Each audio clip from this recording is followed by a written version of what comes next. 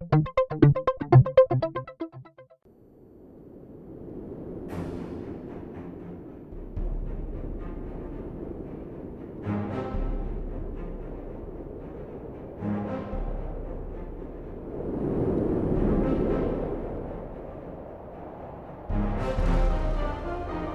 antiguos mitos hablan de un paraíso perdido, rodeado por inexpugnables montañas.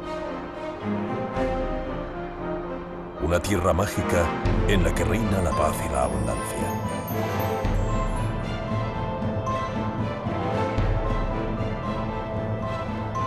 Entre los majestuosos picos del Himalaya y los valles de Asia Central,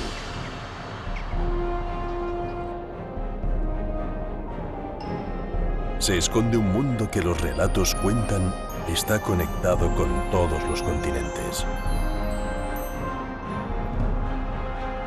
Muchos intentaron alcanzar este reino mítico.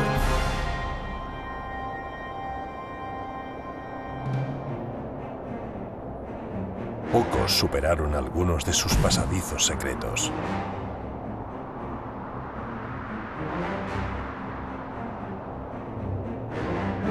Nadie logró encontrarlo.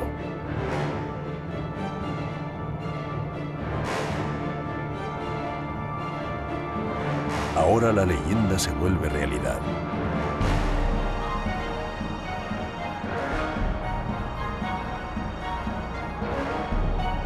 Conquista el cielo con Shambhala.